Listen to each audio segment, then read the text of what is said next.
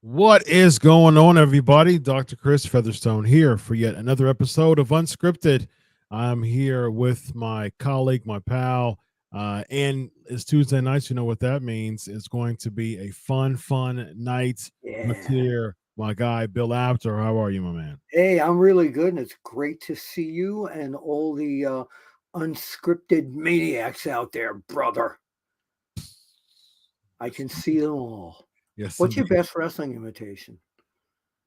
My best wrestling imitation. I used to know how to do. I used to know how to do a few people, man. I don't even remember. Give me one. Here we go. You got to figure out. Oh, you're not gonna tell me who it is first? Correct. You got to tell me who this person is and what this scenario was. Okay. I'm going to inject a lethal dose of poison. That's very easy to tell you. I have no clue who you're doing. Yes, indeed. Yes. I was Vince McMahon when he was doing the gimmick on NWO when he was a part of the NWO. Oh, right. Me in the NWO. How about this? How about this? How about this? How about this, Bill? I know that you interviewed me a few times back in 1991. Yeah. Well, you know something, Macho Man. That one I got. My Vince is different than yours, though. Not wise, Bill. Yeah. My Vince is different than yours. Well, unquestionably, a proboscis has been broken, and indeed, we will be right back. There you go. I've got a good dust there too, baby. Me and Bill, we over here. Sorry, baby, you cannot outdusty me. I didn't say I can outdust you. You asked me about impressions, baby. I said Dusty. I didn't say this ain't no competition, baby. You know something, brother Dusty? In the TV Wonderland, that's beautiful, brother. Very nice. That's super fast looking. Sounds like. You got it. Okay. My first wrestling imitation, my first one, I think, when I was a kid, was Antonino Rocca. Okay. He used to say all his opponents. He said my opponents, they're papagayos, parakeets, they talk a lot. Chip, chip, chip, chip, chip. And then Buddy Rogers came along, Pally, and that was the one that I was studying. We should have like a live where people can chime in one time. Let's have a wrestling imitation contest. I think that's great. I like it. I think it's fun. Speaking of contests, I had a we'll get to that. We'll read the side chat. I actually had a trivia contest, a pro wrestling theme song trivia contest on my patreon.com/pancakes and power slams. I just had it about an hour and a half ago, and it was really, really fun. It was EC3 versus Flip Gordon. Oh, wow. Yeah, I'm not going to tell you. I'm not going to tell people who won. Just go and find out. It was really, really fun. So the winner that actually agreed to come back next week and issue an open challenge for SummerSlam trivia. So that'll be next week. I'm not great at wrestling trivia. Everybody thinks I am, but especially with theme music. It's 2 or 3. What's your favorite theme music? Oh, of all time? Of all time. I think I gotta go with Sting, man. I gotta go with I really like the original, the theme song before Man Called Sting. Although I liked Man Called Sting, I liked the surfer Sting, late 80s, early 90s. I'm a couple of bars. I want to make sure.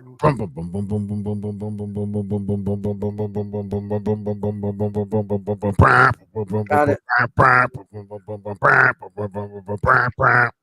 Yeah, that was my Sting music right there.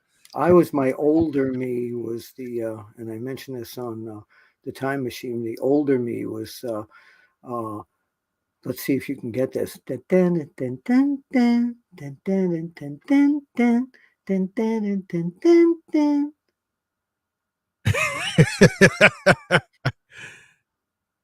don't know. Who is NWO. Oh, you got to have a little bit more strum on that, man. No. I was doing it. No, I didn't. But my son and I wrote lyrics for it. We went and then there's Hulk Hogan. Sounds like a Liberace version of NWO. Oh, thank you very much. By the way, there's an interview on YouTube with Bill Apter interviews Liberace. So very nice. Take a look. So I always like to come on here and say something that's bothering me or whatever. What's getting me this week? What's getting you, Bill? It's been going on for a long time.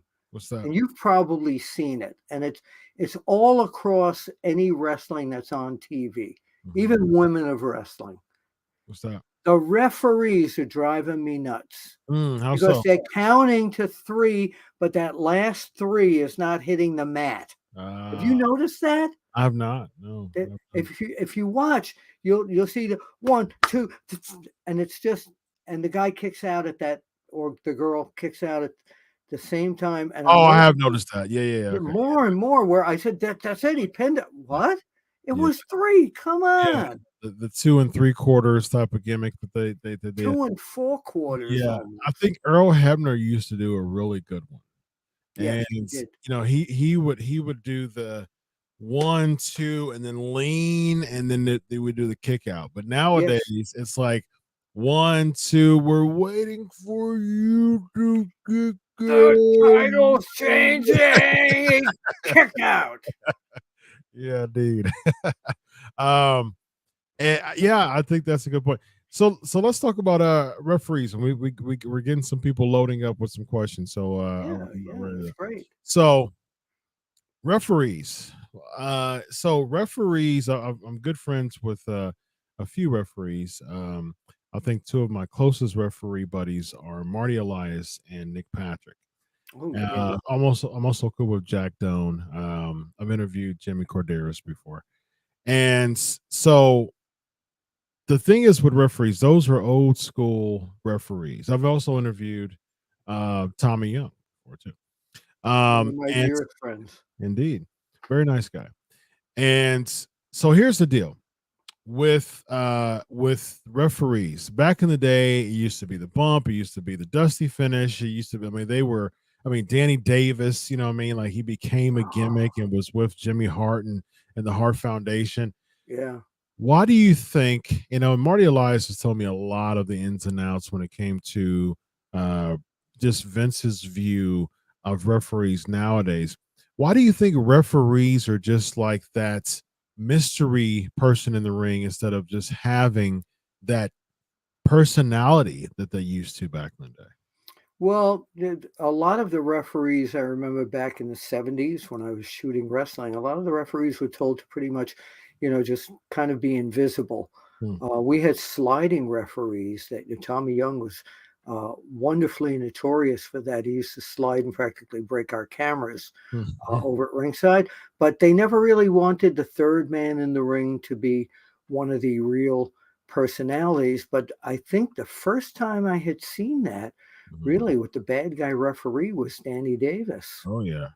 Dangerous Danny Davis. Dangerous. Speaking of another referee I've interviewed, Teddy Long too. He used to be well, Teddy, as you know, he's one of the three of us, along with Mac Davis, on the Time Machine. Yeah, and we talk all the time. But there were some great referees that no one knows whatever happened to back in New York. So if any of you are watching this and you know what happened to Dick Kroll, he was major referee in New York. And it's funny that Dick Kroll never when he was talking to one of the wrestlers, he never talked. I'd be at ringside with the camera and wrestler would break a rule and he'd go and do it like that. And nobody. And then there was little Gilberto Romano. Don't know whatever happened to him. Danny Bartfield, I think, had passed away. But these were some of the great referees that I remember. Dick Kroll being the top guy at Madison Square Garden for so many the Bruno match. But yeah, I remember Vince Sr. pretty much telling the referees to just referee, just kind of stay in the background. So would you say that Danny Davis really was the launch pad on referees gaining personalities? Because if you think about it, you got Danny Davis, who became a thing, and you have the Hebners, having a big, part of the Hogan Andre controversy with the title, with the twin gimmick, and so that was a big deal. And Nick Patrick became an evil referee. Of course, he became a heel. He became a part of the NWO. Absolutely. So for life, brother. Stuff like that, and then Timmy White, he became a part of. He was Andre's, assistant, caretaker, really. A caretaker, yeah. And then he had his gimmick with his bar that the APA would come in and and use a lot. The friendly tap, maybe I think it was called, something like that.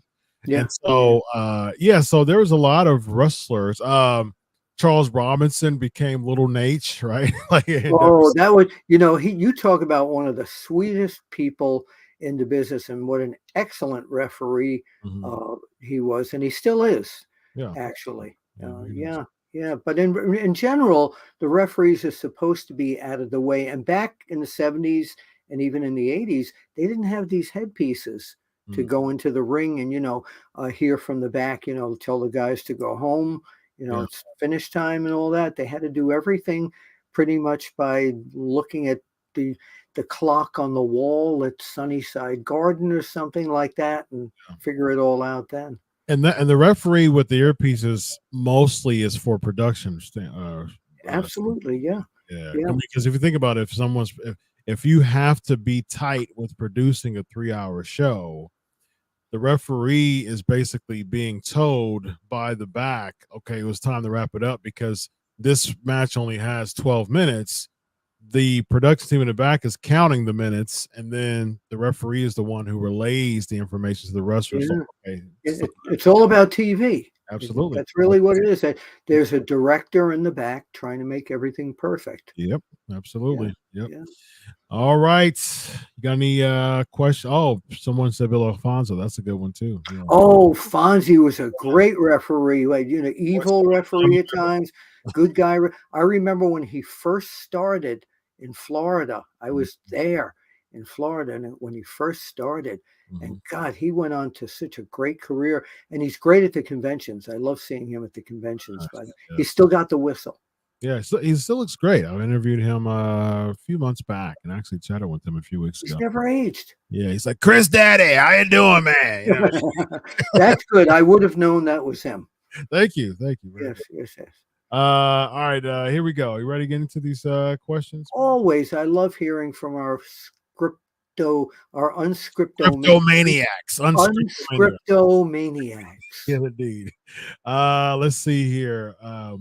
Thoughts on Hulk Hogan getting engaged, brother? If they're both happy, first of all, the lady that he is with, I believe it's Jennifer. I met her. Yoga instructor, right? What's that? Isn't she a yoga instructor? I believe so, but what she really is drop dead gorgeous. I met her in person, and I was just totally bowled over. She's I mean, good luck. There are some people that just go from marriage to marriage to marriage. And this is number 3 for him, right? yeah. I believe. Well, I believe so. Linda, then another lady, and another lady after her. Yeah, but I know I wish them a lot of health and happiness. He seemed very happy when I was with them for a while in Philadelphia last year at one of the Raw shows. And yeah, it was terrific. Very nice. She's, as we'd say in New York, she's gorgeous, darling. She's gorgeous. Gorgeous. Don't make fun of me. What's no, I'm making fun of I know. New York as a whole, bro. That's it, brother. Don't do that to me. So the first year, I don't know this answer, it's you know this. What is the first year you interviewed Hulk Hogan? When he first came to New York, when he debuted in New York. So that would be what, 79, 80? With Blassie? Yeah. Okay. Yeah, that was 80, I believe. Yeah. That was the first time I interviewed him. I had seen him in Memphis, Terry Boulder, all that, but I hadn't done an interview with him. Was that a fan question? No, that was that was your question. Okay. Yep. Please hit us with your best Russo, both of you. I just gave you a Russo. What do you got? I got a Cornette. Okay, that works. Bill Apter's book sucks because he doesn't bury anybody. Has he really said that? Yes. I love my book. The only Russo I can do is, bro. I like Vince Russo. I really do. I don't like a lot of his views of things when he gets angry and him saying, why the heck is he doing this when he doesn't have to be doing it? And he goes, rants and goes crazy, but people love it. People love it. Vince Russo is a car crash that you can't take your eyes off. Can you do a Vince Russo? I can't. Yeah, bro. See, doctor, this is what we do, bro. You and I, Legion of Raw, bro. That's I'm so sick of you saying, what are they doing? I don't understand what they're doing. I don't understand, bro. Why is Cody standing there? He's a wrestler. Why is he freaking standing there with a suit on, like he's in a Shakespearean play? It just came out. I never was able to do it. Very nice. Very nice. Thank you. Good Russo rant, ladies. Yeah.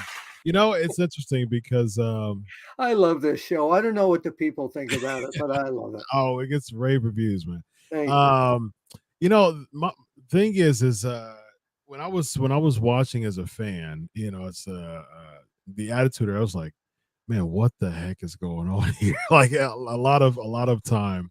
Although Rock and Stone Cold Taker, like people spend so much time like burying Russo, but at the same time, he was a huge contributor to just the advent of a lot of those huge characters.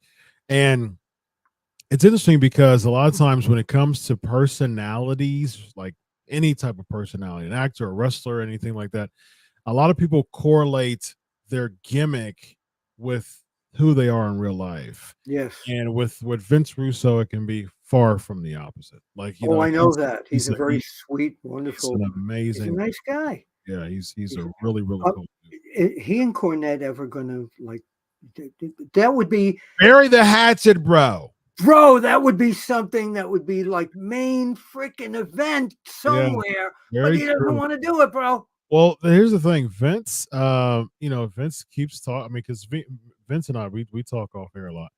But it's the thing is, Vince really doesn't have any beef. According to him, he doesn't have any beef with Cornette. So he's just like, Okay. sorry to hear that, Okay. man. And that's how he feels. He's just like, oh, sorry you feel like that toward me. I don't have any issue with you. And so I think with Cornette, I don't know Cornette. I've never met Cornette. Oh, I've I've known never him for he interviewed was a Cornette. photographer for Yeah, us. I'm sure. I remember him. He's a photographer. Yeah, but I don't know. I mean, I would like to talk to him, Cornette. I've interviewed probably 300 to 400 wrestlers now. One of them, I've never interviewed Cornette, and so like I would be open to interview Cornette. I have no issues with Cornette, nothing. No, but we would have to announce that Vince Russo has been let go from Sportskeeda, which thank goodness won't happen. And Yeah, then he'll, yeah, is that the only way you think he will even? that's it. And touch then we rehire him. You know, here's the thing. Here's the thing, Bill. You know, I'm a psychology doctor, right? And so Yes. when I'm seeing that, I'm hearing that, I'm like, man, like no one should ever allow anybody in the entire world to have that much mental influence over them. No one ever. No one I agree. never, ever, ever. That's the reason why when people like troll and stuff like that, and I call them the bottom feeders, you know what I mean? The people who troll and just, you know, write a bunch of negative stuff. I think that that's hilarious to me because like I'm just really a chill guy and I'm a psychologist. I know it. And I think, and I hear that stuff, and people write those things. I'm like, man, you know, hey, like, thank you, first of all, because you've decided that in all the possible things that you could have done in this world, you decided to watch my stuff and then take the time to spend more time to comment on it. So thank you very much. You know what? Something I think would be really interesting. Back in the magazines, we had a character named Dr. Sidney Basil, who was the PWI resident psychologist. And every issue he would, or every few issues, he would psychoanalyze a wrestler. So I'm going to come up with a list, and maybe once a week, just for a short segment, we're going to have Dr. Chris analyzes. I like it. something. I like it. Okay. Sounds But good. the character, not the real person, but the not character. Yeah, in kayfabe style, magazine style. I think that would be great. I like it. I like it. Me too. Opinion on SummerSlam matches. Actually, let's save that question for next week because it'll be fresh at SummerSlam week next week. And Lynn, you ask that question for us next week because we're going to really get. I want to do it now. Okay, all right. Let's the suspense. Let's really get into it. We only have like 7 or 8 minutes right now, so we're going to be there. Yes, we're going to be there. Indeed, it's going to be lots of fun. And we'll be at WrestleCon. Indeed, we'll be have a weekend. Yeah. We're going to have an amazing weekend. Bill, Apter, and I, we're going to be hanging out all weekend in the D, ladies and gentlemen. They're live for WrestleMania for SummerSlam doing media, and it's going to be a lot of fun. So be sure to check out our socials to know where we're going to be at, and come and shake our hand or pick a fight. Either way, it's cool. I'm gonna be Bill Apter security guard. We've met in person a couple times. Can you do this? Can you stand there like Mr. Hughes? Absolutely. Wow, that's intimidating as hell. Yeah, that's great. Let's do it. So I'll be his security guard for the weekend. So I'm all for it. Let's see. What's your favorite? This is for you, Bill. What's your favorite ice cream and cake?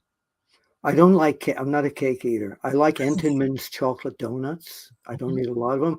Favorite ice cream is chocolate, and what it was, and Haagen-Dazs doesn't make it anymore, was chocolate chip. You can't find that anywhere. But any dark. I'm a chocolate, as we used to say in New York. I'm a chocolate guy. Yeah, chocolate ice cream. Just give it to me with a little bit of chocolate syrup and chocolate sprinkles, or as some of you may call them, jimmies. So if you come into SummerSlam and it's boiling hot and you can bring some ice cream, go for it. And any bottle flavor of sparkling ice would be good. Very nice. Thank you. Let us know. Listen, if you all, anybody's heading to SummerSlam watching this, look, we accept gifts. So if you want to cover our tabs at a restaurant, just to get a picture, and a couple of just you and I and Bill just talking some wrestling, cover our tab, and we will do that for you, ladies. We got to find a karaoke joint. Yeah, we do have to find. We do. Indeed. Arpit, ask that question next week. I think that's a really good question. So we'll pause that one. Did you say armpit? Arpit. Oh, I thought you said armpit. It's armpit without the M. Okay. Didn't watch NXT, but here's a question. What do you make of Dominik Mysterio questioning Rhea Ripley on NXT today? Could the end of be nigh for the Judgment Day? Is it too soon? That's a pot. I think there's going to be trouble in the Judgment Day that Damian Priest might cash in on Dominik down the line. I think so. Maybe not going after the world title or the universal title, but maybe the NXT North American title. And the girl, and her name slips me right now, that wrestled Rhea Ripley tonight, she's got to be moved up to the main roster. She was excellent. Very nice. Her last name is something like Valkyrie, but it's not. Okay. So Damian Priest cashing in for the NXT North American Championship does not do it for me.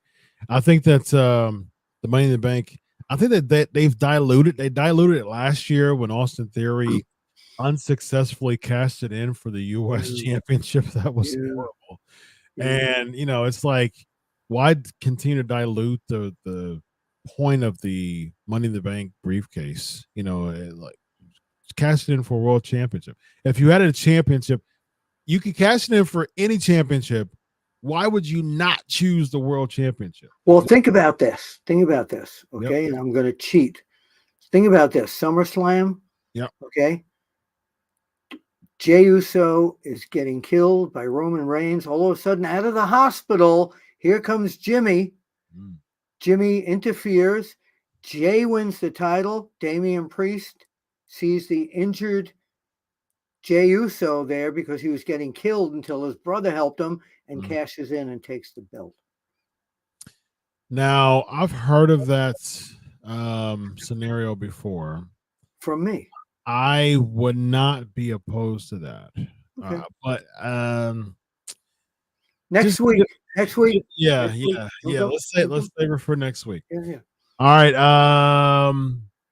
Do you think WWE has fumbled by presenting Charlotte Flair as a babyface? No, not at all. Not at all. I think Charlotte Flair, you know what? It's the old situation where she's not changing what she does in the ring. They've changed her opponents. She's still doing the same thing in the ring. So if you decide to cheer her or boo her, that's up to you. She's not changing anything. I never got that, Bill. I never understood that. I never understood, like, if you want to cheer or boo, that's up to you. Like, to me, that's antithetical to building a character.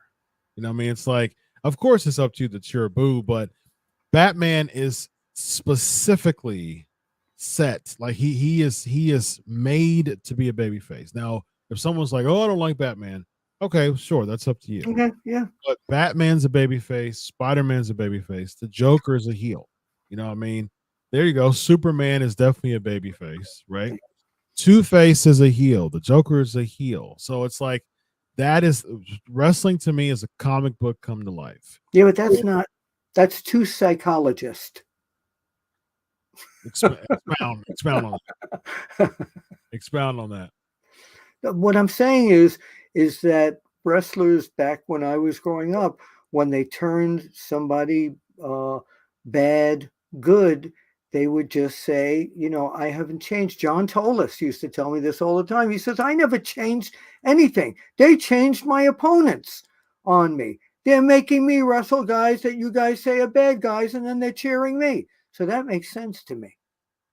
Yeah, but that doesn't really, I mean, like, other than okay.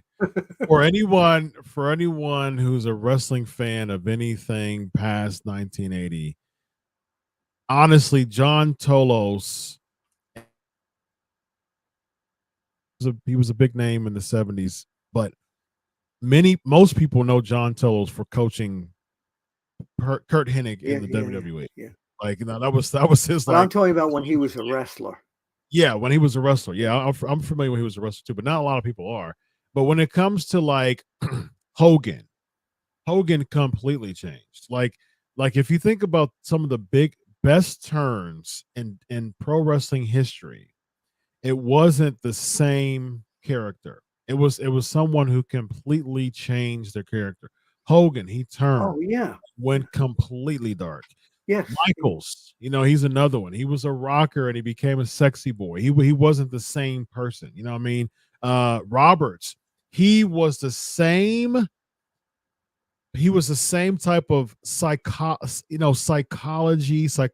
wrestling psychologist, but he went from like a slithery snake character to really evil and dark and trust me and changed to snake. You know what I mean? Like he changed a lot of his character to make. But if they changed the opponent on him, if they made his opponent, even though he's a bad guy, if they put him against another bad guy, who are you rooting for? That's the thing. Like that's what that takes away a lot of the thrill when it comes to pro wrestling, because pro wrestling is supposed to suspend your disbelief anyways. Yeah, it's supposed to be good against evil. Absolutely. It's the battle of good against evil. That's why I call it a comic book come to life. It's the same type of concept. If someone's going to go rogue, you gotta go rogue. You know what I mean? Vince McMahon, he's another one. You know what I mean? He went from a, like wonderful Willie. There you go. Apter. You get that? Now he's a rogue, ladies and gentlemen. Yes, indeed. All right, so let's see here. Let's do one or two more. Yeah. What's your favorite junior heavyweight wrestler, and super heavyweight wrestler? Talking to me? That's the question that's on deck right now. Well, so junior heavyweight would have been Jushin Liger. He's not a heavyweight. He's a junior heavyweight, I think. Yes, I think he's great. And, I agree. People are going to say, oh, Danny Hodge, Jerry Briscoe, they're great. But Jushin Liger really inspired me. Light heavyweight would have been Rey Mysterio at the beginning. Nice. What were the other two? Heavyweight and super heavyweight. Super heavyweight was one of the greats, and he didn't have a career that was long enough, but that was Yokozuna before he became Yokozuna, when he was Kokina in AWA, and a guy that size doing flying drop kicks. Come on. Yeah. All right. And the other one was heavyweight. Wow. That's a tough one. Might have been Triple H. Very nice. My favorite junior heavyweight is Jushin Liger. Okay. My favorite heavyweight is Sting, and my favorite super heavyweight. Probably go, when I think of super heavyweight, I'm thinking of 300 pounds plus, and I would probably go with The Undertaker. I never considered him a super heavyweight, but you're right. Mm-hmm. Yeah. You don't have to be bulky to be a super heavyweight. Right. Yeah. To me, I think of 300 pounds plus as a super heavyweight in the pro wrestling world. So. Yeah. Great questions this week, by the way. Thank you all for doing this. Yes, indeed. All right. Bill Apter, let the people know about the socials and where can they find you. You got Wrestling Time Machine, you got Apter Chat, you got everything all around everywhere. Everywhere. So of course my book is Wrestling Fixed. There you go. I didn't know it was broken. Still out. You can find it on Amazon. By the way, I was in a store last week looking for something, and it was like hand puppets for little kids. And the girl, very sweet, must have been 17 years old, didn't know what I was talking about. So she said, "Why don't you go to Amazon?" So I said, "That's funny, because when I was a kid, the Amazon was the jungle." And she said, like, they sold hand puppets there. Very nice. Okay, so anyway, I got a laugh track for you. Five Below. Right. You can follow me at Apter One Wrestling with the number 1 there. Going to be at the International Pro Wrestling Hall of Fame.org. Check it out on August, I believe it's the 19th and 20th, co-hosting that with Sportskeeda's own Mac Davis. Yeah. So looking forward to that. This gentleman next to me here, this Dr. Chris, and I will be at SummerSlam and at WrestleCon. So come say hello, and and all over the place. And of course, the Time Machine on Sportskeeda. And please subscribe to Wrestle Binge. Yes. Sportskeeda. Yes, very important. We love indeed. you to do that. Indeed, very much so. And Bill forgot to say that once again, if you want to pay our tabs, we're cool with that. So we're going to be around eating. I like steak, and I like chicken wings. See, I'm Italian food. Hey, look, if they're paying for it, hey, let's go Italian. Yes, Chicken parm. Chicken parm is too much pasta, man. If I'm working out that day, I can handle the carbs. There's no wait. You don't have to get the side of pasta. You can just have the chicken parm. Ooh, just the chicken parm without the pasta. That's it. Okay. That's it. Just go pasta. That. Yes, indeed. Go pasta the chicken.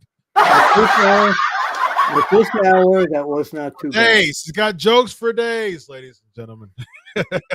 This guy right here is Bill Apter. Hey, thank you, Chris. Always a pleasure.